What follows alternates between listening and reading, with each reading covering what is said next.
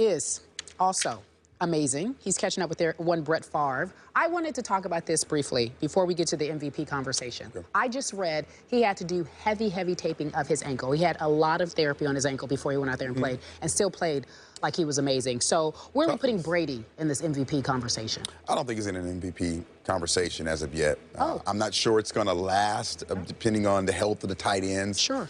When you talk about the Patriots, we talk about all kind of different scenarios, but Tom Brady is consistent. He is one of the greats that ever played the game now. Yes. I'm just talking about right now. He's not in the MVP conversation. They have to do a lot of 11 personnel, which means 2 tight ends. So the set has to be perfect for them to be successful, have to dominate the middle of the football field. You know, I was just watching the receivers still, with the amazing throw and catch he had yesterday with, young player. They still don't get great separation. I mean, you see the receivers fighting with the DBs down 20 yards downfield. That means that they're not confident in their speed, so the accuracy is not going to be exactly where it needs to be. I don't see him having this many 4-touchdown, big-time games just because of how they want to win. They want to run the football effectively, want to play great defense, they want to ball control, and at times do this. Gronkowski is a beast, but as you saw yesterday, he went out the game twice. I'm just not sure he's going to be able to play a complete season, and that's going to really affect Tom Brady's numbers. All right, Stephen A., does he belong in the conversation? Of course, he belongs in the conversation because he finds a way to continue to make the New England Patriots competitive, and he deserves a lot of credit. He's Tom Brady. Is he the leading candidate or one of the top 2 or 3 candidates? No. But he's showing you that before this season is over, he may very well be in that position. Let me get to your point, Eric, about Gronkowski, though. I'll confess this. I watched some of that game yesterday, and I must admit to you that I was very uncomfortable with what the Buffalo Bills were doing. I understand that Gronkowski's a big boy. I get that. But they seem to be making a concerted effort to continue to go after his legs. Yeah. Play after play after play. And I'm just saying, I understand it's legal. This is the NFL. We get that. I know that. Please don't get me wrong.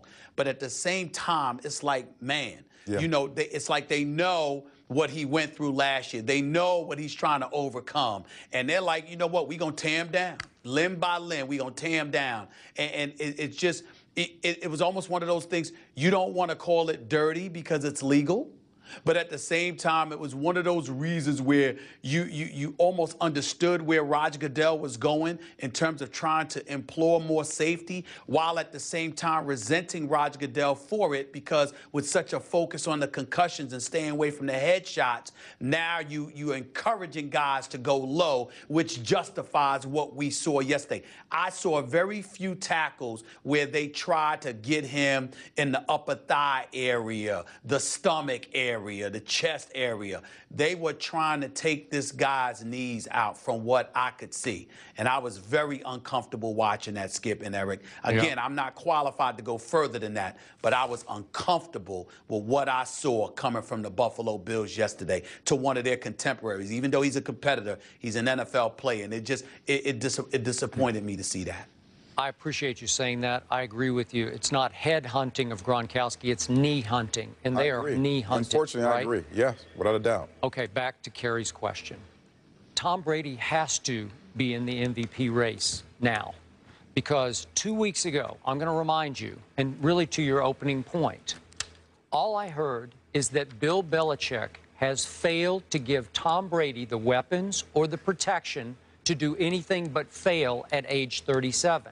And in 2 weeks, we have seen Tom Brady go from RIP to MVP candidate. Am I right about that? Because against the Cincinnati defense that was, at that point, most people said it might be the best defense in pro football, destroyed it. And now yesterday, at Buffalo, against a division rival that was 3-2 and flying high, with the 5th best defense in allowing points, just in the second half alone, Tom Brady went 15 for 17 for almost 300 yards, 274, and 3 touchdowns, just in the second half alone.